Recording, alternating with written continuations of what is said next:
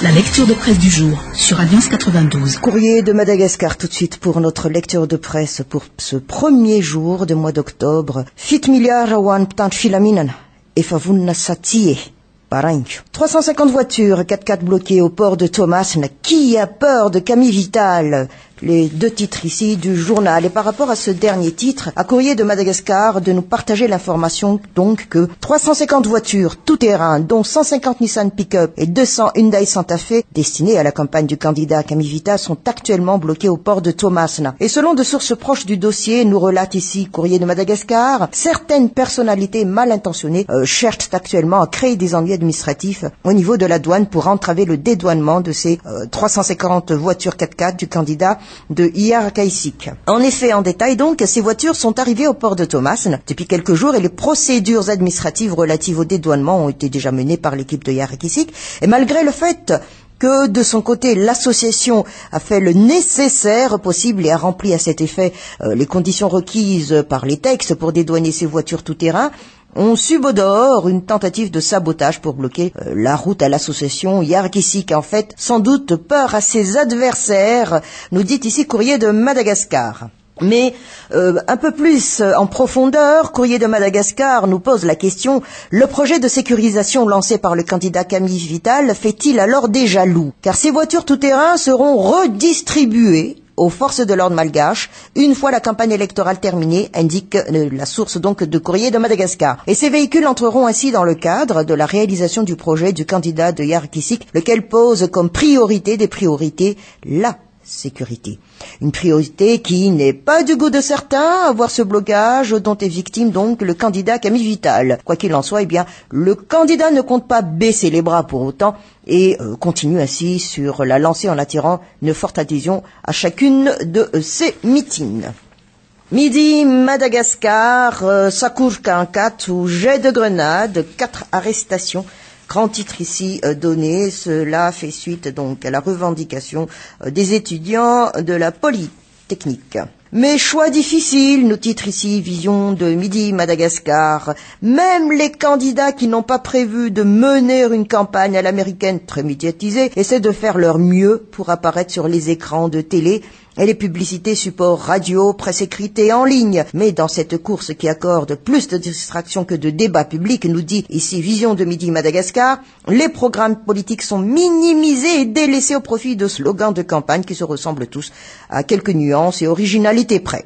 Ainsi, avec ces 33 candidats qui se ressemblent dans leur méthode et stratégie de campagne, eh bien, les électeurs sont loin de pouvoir distinguer le meilleur. Un tel a été impressionnant hier et un tel autre aujourd'hui. Il devient difficile de choisir et de se fixer sur un candidat précis lorsque le choix repose sur le nombre et la qualité des artistes qui animent les meetings que sur les discours qui sont d'ailleurs limités pour ne pas devenir indigestes à ceux qui sont venus pour le spectacle et non pour écouter les paroles du candidat. Bref, nous dit ici Vision de Midi Madagascar, la campagne ajoute de l'incertitude, voire de l'indifférence dans le choix. Et les électeurs ne semblent guère avoir besoin qu'on leur mette plein la vue avant de choisir leur candidat.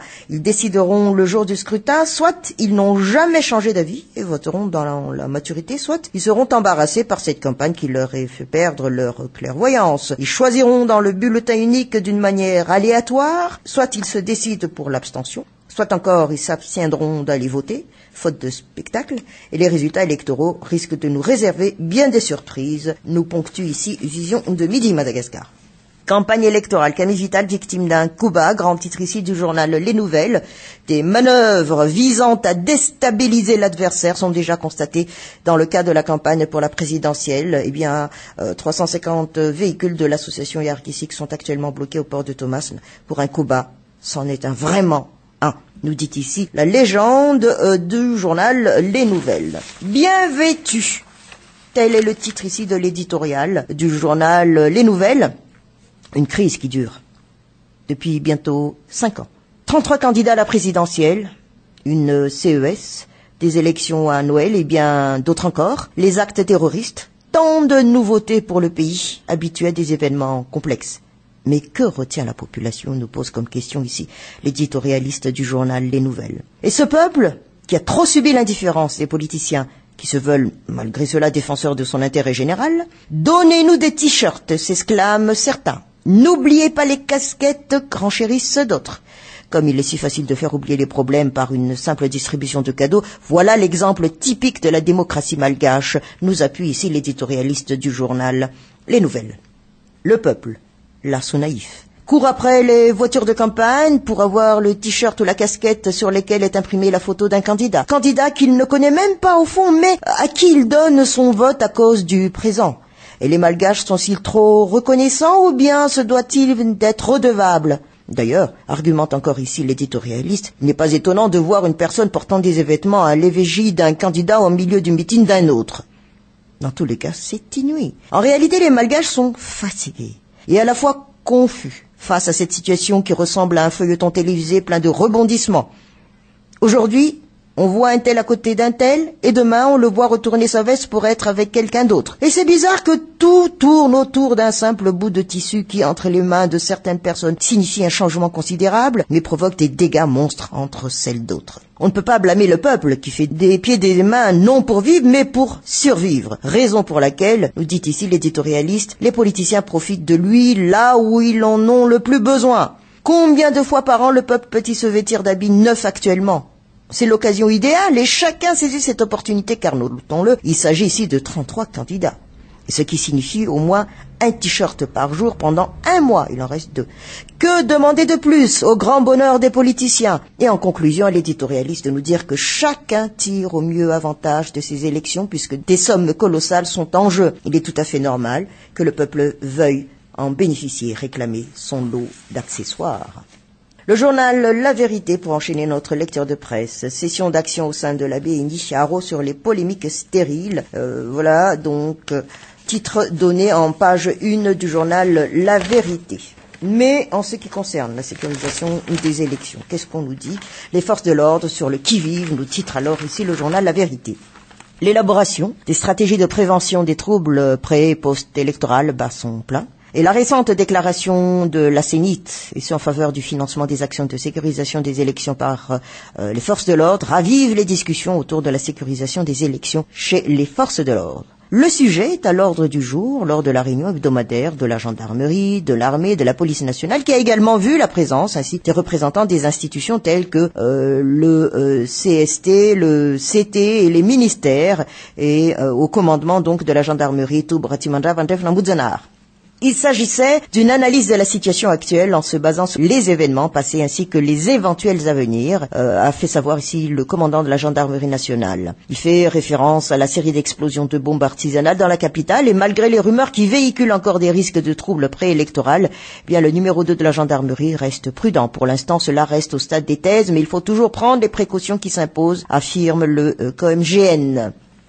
Mais, nous dit encore ici le journal La Vérité, beaucoup ont remarqué que les forces armées ont fait profil bas depuis un certain moment. Neutralité oblige, nous dit ici le journal, et d'après leurs informations, l'information du journal, donc ce silence volontaire vise à rendre effectif le principe de neutralité prôné par la Grande Muette depuis le début du processus électoral. Et cette mesure de silence fait suite à la déclaration, ainsi rappelons-le, 17 avril dernier, déclaration des forces de l'ordre, dans laquelle ces dernières ont déclaré leur conviction sur les élections comme seule issue à la crise et que leur neutralité politique constitue une garantie de la tenue des élections justes, crédibles et transparentes. Une neutralité à laquelle tous les hommes en treillis sont tenus de se conformer, sans quoi ils encourent des sanctions. Madagascar matin, course à la magistrature suprême. Radavid Sonjeparan prône la justice et l'équité. Voilà le grand titre et la légende qui accompagne ce titre. L'honnêteté, l'intégrité ou encore la justice représentent les valeurs à réinstaurer avant de parler de développement. Les populations, elles, doivent partir sur un même pied d'égalité selon la vision du candidat du parti FFF. Mais de notre lecture, eh bien, ici, au journal Madagascar Matin, de nous parler du déploiement des observateurs quant à la présidentielle. Eh bien, cette présidentielle de 2013 ne peut se dérouler sans la présence d'observateurs nationaux, surtout internationaux, et à cet effet, environ 6 000 observateurs nationaux et étrangers sont déployés dans la grande île pour juger donc de la liberté, de l'équité des élections.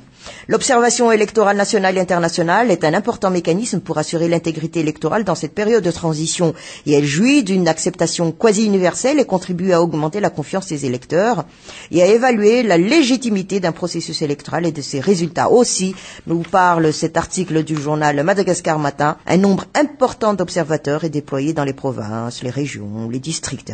Et selon la CENIT, l'Union européenne enverrait une centaine d'observateurs, l'Union africaine une cinquantaine, l'Organisation internationale de la francophonie également une cinquantaine, et la mission d'observation électorale de l'Union européenne déployée à Madagascar sera lancée dans les prochains jours à travers une première rencontre avec la presse locale.